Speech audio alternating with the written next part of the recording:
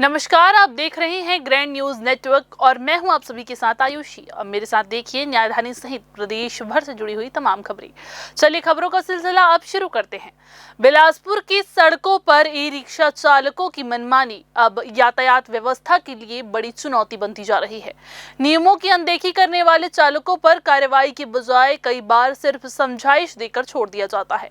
Signal तोड़ने, गलत दिशा में वाहन चलाने और तेज रफ्तार से ई रिक्शा दौड़ाने की शिकायतों के बीच सवाल उठ रहा है कि आखिर नियम तोड़ने वालों पर चालानी कार्रवाई कब होगी। यात्रियों की सुरक्षा से जुड़े इस मामले में सिर्फ पहचान के लिए QR कोड लगाना पर्याप्त नहीं, बल्कि इन चालक की उम्र, लाइसेंस, वाहन दस्तावेज और नियमों के पालन की भी नियमित जांच जरूरी है।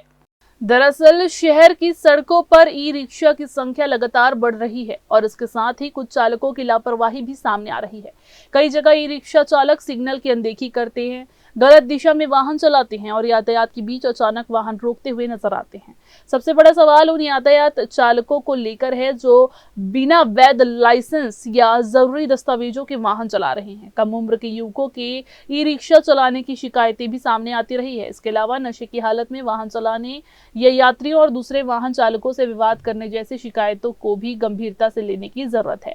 ऐसे मामलों में सिर्फ समझाइश देकर छोड़ने से नियम तोड़ने वालों में कार्रवाई का डर खत्म होने की आशंका रहती है।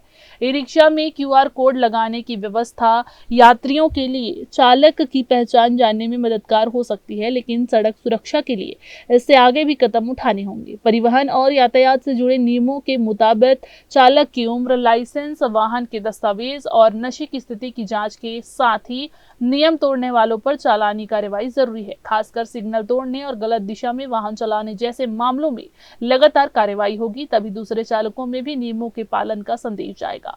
आखिर सवाल सीधे यात्रियों की सुरक्षा का है। अगर सड़क पर वाहन चलाने वाले व्यक्ति की पात्रता और उसके व्यवहार की जांच ही नहीं होगी तो केवल वाहन की पहचान दर्ज करने से समस्या का समाधान नहीं होगा। जरूरत है कि रिक्शा चालकों की नियमित जांच हो और नियमों की अनदेखी करने वालों पर कार्रवाई की जाए, ताकि बिलासपुर की सड़कों पर ई रिक्शा व्यवस्था सुरक्षित और व्यवस्थित तरीके से संचालित हो सके। कैमरामैन राकेश खरे के साथ पिंटू दुबे की रिपोर्ट।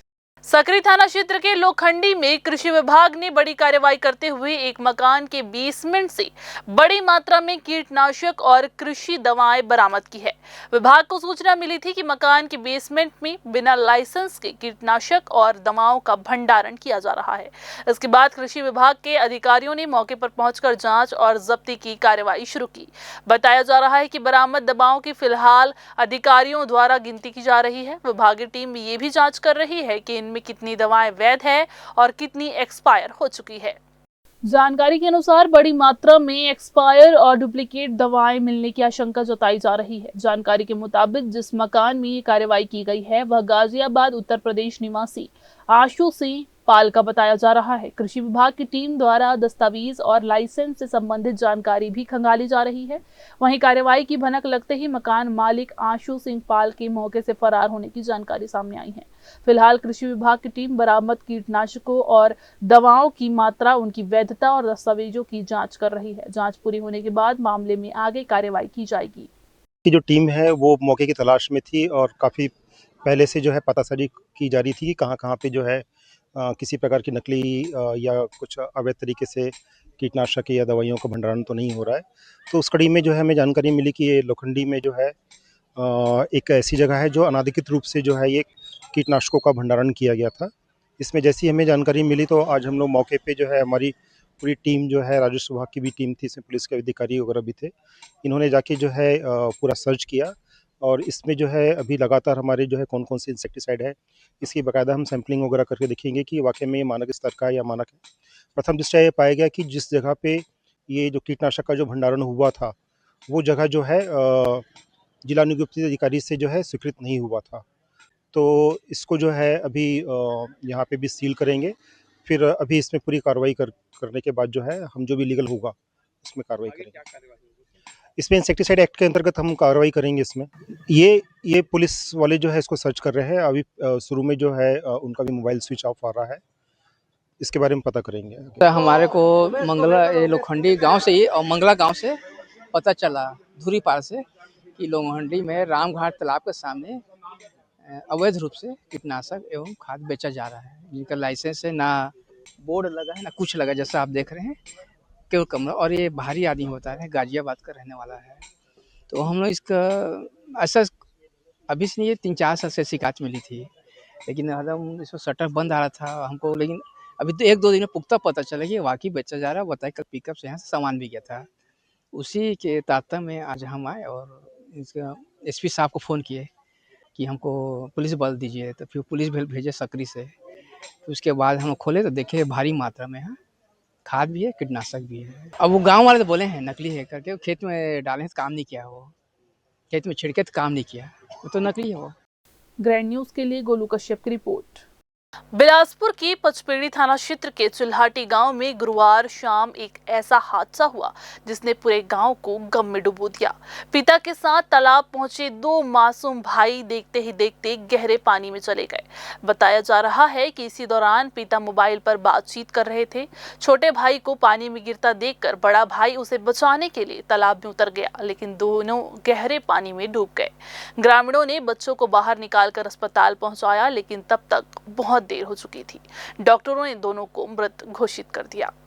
ग्राम चिल्हाटी निवासी भक्त प्रहलाद पैकरा गुरुवार शाम अपने 2 बेटों 7 वर्षीय दीपू पैकरा और 4 वर्षीय चिंटू पैकरा के साथ गांव के तालाब पहुंचे थे। कुछ देर बाद पिता तालाब से थोड़ी दूर पर जाकर मोबाइल पर बातचीत करने लगे। इसी बीच खेलते खेलते छोटा बच्चा चिंटू तालाब के किनारे पहुंच गया और अचानक फिसलकर गहरे पानी में चला गया। भाई को पानी में गिरता देख 7 वर्षीय दीपू ने उसे बचाने की कोशिश की और खुद भी पानी में उतर गया, लेकिन तालाब की गहराई दोनों मासूमों पर भारी पड़ गई। कुछ ही पलों में दोनों पानी में डूबने लगे। पिता मोबाइल पर बातचीत में व्यस्त थे, इसलिए उन्हें घटना का पता ही नहीं चल सका। इसी दौरान एक ग्रामीण की नजर पानी में डूबते बच्चों पर पड़ी। उसने शोर मचाकर आसपास के लोगों को बुलाया, जिसके बाद ग्रामीण तालाब में उतरे और दोनों बच्चों को बाहर निकाला। बच्चों को बाहर निकालने के बाद परिजन और ग्रामीण उन्हें तत्काल पचपेड़ी अस्पताल लेकर पहुंचे। दोनों की हालत गंभीर होने पर चिकित्सकों ने उन्हें मस्तूरी अस्पताल रेफर किया, लेकिन वहां जांच के बाद डॉक्टरों ने दोनों मासूम भाइयों को मृत घोषित कर दिया। एक साथ 2 बच्चों की मौत की खबर मिलते ही परिवार में चीख पुकार मच गई और देखते ही देखते पूरे गांव में मातम छा गया। जिस तालाब के किनारे दोनों भाई कुछ देर पहले खेल रहे थे, वहीं से उनकी जिंदगी की सबसे दर्दनाक खबर घर पहुंची। पचपेड़ी पुलिस ने शव को पोस्टमार्टम के लिए मरचुरी भेज दिया है। शुक्रवार को पोस्टमार्टम कराया जाएगा। हादसे ने एक बार फिर से ये सवाल खड़ा कर दिया कि बच्चों को पानी के आसपास अकेला छोड़ना कितनी बड़ी जोखिम भरी स्थिति बन सकता है। कैमरामैन राकेश खरे के साथ पिंटू दुबे की रिपोर्ट। इधर बिलासपुर के मस्तूरी क्षेत्र में मवेशियों को जंगल में छोड़ने का विवाद उस वक्त खूनी संघर्ष में बदल गया जब 4 ग्रामीणों पर रास्ते में घात लगाकर हमला कर दिया गया। गुरुवार रात रलिया गांव के पास अचानक हुए हमले से ग्रामीणों में हड़कंप मच गया है। हमले में 4 लोग गंभीर रूप से घायल हुए, जिनमें 38 वर्षीय जीवन मेहर की मौत हो गई है। बताया जा रहा है कि हमलावर पहले से रास्ते में घात लगाए बैठे थे। जैसे ही ग्रामीण वहां पहुंचे, उन पर अचानक हमला कर दिया गया। घटना के बाद गांव में तनाव का माहौल है और पुलिस हमलावरों की पहचान में जुटी हुई है। दरअसल मस्तूरी क्षेत्र के ग्राम लिमतरा निवासी जीवन मेहर गुरुवार शाम करीब 5 बजे हीरालाल यादव, राकेश बरगा और मुकेश पटेल के साथ आवारा मवेशियों को दल्हा पहाड़ के जंगल में छोड़ने गए थे। रात करीब 8:30 बजे मवेशियों को जंगल में छोड़कर चारों ग्रामीण 2 बाइक से वापस अपने गांव लौट रहे थे। आरोप है कि रलिया गांव के पास पहुंचते ही रास्ते में पहले से मौजूद 6 से 8 लोगों ने उन्हें घेर लिया। ग्रामीण कुछ समझ पाते इससे पहले ही आरोपियों ने अचानक से वहां पर हमला कर दिया। हमले में 4 लोग घायल हो गए। घायलों के मुताबिक जीवन मेहर के सिर पर लोहे की रॉड और डंडे से लगातार वार किए गए। गंभीर रूप से घायल जीवन सड़क पर गिर पड़े, जबकि उनके साथ मौजूद लोग किसी तरह वहां से बचकर निकले। इसके बाद घायलों को अस्पताल पहुंचाया गया, जहां डॉक्टरों ने जीवन मेहर को मृत घोषित कर दिया। घटना की सूचना मिलते ही पुलिस मौके पर पहुंची और मामले की जांच शुरू की गई। मृतक का शव सिम्स की मरचुरी में रखवाया गया है, जबकि घायल 3 ग्रामीणों का मस्तूरी अस्पताल में उपचार चल रहा है। प्रारंभिक जांच में आवारा मवेशियों को जंगल में छोड़ने को लेकर लिमतरा और रलिया गांव के कुछ लोगों के बीच पहले से विवाद होने की बात सामने आई है। यही विवाद गुरुवार रात अचानक हिंसक टकराव में बदल गया। हमले के बाद इलाके में तरह तरह की चर्चाएं हैं और ग्रामीणों में भी घटना को लेकर नाराजगी है। पुलिस अब घायलों और प्रत्यक्षदर्शियों से इसकी पूछताछ कर हमलावरों की पहचान करने में जुटी हुई है। मामला सिर्फ मवेशियों को जंगल छोड़ने की विवाद का था या इसके पीछे कोई पुरानी रंजिश भी थी, इसकी जांच के बाद ही पूरी तस्वीर सामने आ पाएगी। कैमरामैन राकेश खरे के साथ पिंटू दुबे की रिपोर्ट। बिलासपुर रेलवे स्टेशन पर मादक पदार्थों की तस्करी के खिलाफ बड़ी कार्रवाई सामने आई है। जीआरपी और आरपीएफ की संयुक्त टीम ने हावड़ा अहमदाबाद एक्सप्रेस से पहुंचे एक महिला और पुरुष को गांजे की बड़ी खेप के साथ पकड़ा है। दोनों के पास मौजूद 2 बैग से 21 किलो 58 ग्राम गांजा बरामद किया गया, जिसकी अनुमानित कीमत 10,50,000 रुपए बताई जा रही है। दोनों आरोपी पश्चिम चंपारण बिहार के रहने वाले हैं और उन्हें गिरफ्तार करके न्यायिक रिमांड पर जेल भेज दिया गया है। 19 अगस्त को जीआरपी बिलासपुर को सूचना मिली थी कि रेलवे स्टेशन के प्लेटफॉर्म नंबर 4 और 5 के हावड़ा शोर स्थित ओवरब्रिज के नीचे एक महिला और पुरुष गांजा लेकर मौजूद है। सूचना मिलते ही जीआरपी और आरपीएफ की संयुक्त टीम मौके पर पहुंची और दोनों को घेराबंदी करके पकड़ लिया। पूछताछ में उनकी पहचान 43 वर्षीय संगीता मिश्रा और 45 वर्षीय सुशील मिश्रा निवासी पश्चिम चंपारण बिहार के रूप में हुई। तलाशी के दौरान उनके पास मौजूद काले रंग के बैग और लाल ट्रॉली बैग से 10 पैकेट गांजा बरामद किया गया। इलेक्ट्रॉनिक तराजू से तौल करने पर कुल वजन 21 किलो 58 ग्राम निकला, जिसकी अनुमानित कीमत करीब 10,50,000 रुपए बताई जा रही है। रेलवे स्टेशन पर इतनी बड़ी मात्रा में गांजा मिलने से तस्करी के नेटवर्क को लेकर भी सवाल उठ रहे हैं। फिलहाल दोनों के खिलाफ एनडीपीएस एक्ट के तहत कार्रवाई कर गिरफ्तार कर लिया गया है और न्यायिक रिमांड पर जेल भेज दिया गया है। अब जांच में ये पता लगाने की कोशिश की जा रही है कि गांजे की ये खेप कहां से लाई गई थी और इसे बिलासपुर के रास्ते कहां पहुंचाया जाना था। कैमरामैन राकेश खरे के साथ पिंटू दुबे की रिपोर्ट।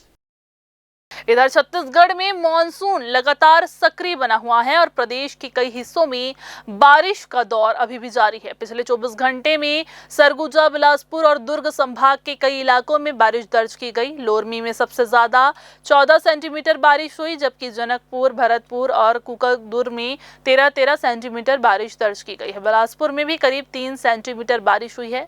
मौसम विभाग के मुताबिक उत्तर पूर्वी मध्य प्रदेश और आस पास बना हुआ जो निम्न दबाव है क्षेत्र है जो वो सक्रिय हो गया है, जिसके प्रभाव से प्रदेश में नमी बनी हुई है और अगले 7 दिनों तक उत्तरी और मध्य छत्तीसगढ़ में बारिश का सिलसिला जारी रहने की संभावना है।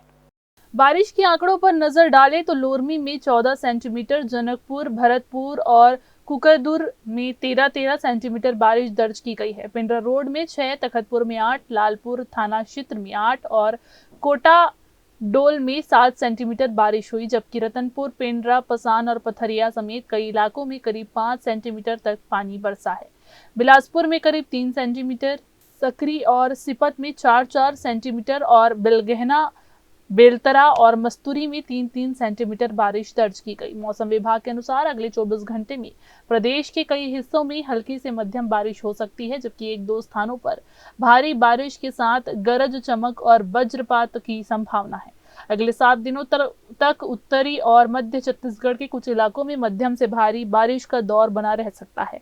तापमान की बात करें तो जगदलपुर में अधिकतम 30.7 डिग्री और पेंड्रा रोड में न्यूनतम 21.2 डिग्री सेल्सियस तापमान दर्ज किया गया। यानी फिलहाल बादलों की आवाजाही और बारिश का सिलसिला थमता नजर नहीं आ रहा है और आने वाले दिनों में भी प्रदेश के कई हिस्सों में मौसम सुहाना होने के साथ साथ लोगों की मुश्किलें बढ़ा सकता है। कैमरामैन राकेश खरे के साथ पिंटू दुबे की रिपोर्ट। तो ये थी आज के बुलेटिन की तमाम खबरें। अगले बुलेटिन में फिर होगी आपसे मुलाकात। तब तक के लिए पूरी टीम के साथ मुझे दीजिए इजाजत। नमस्कार।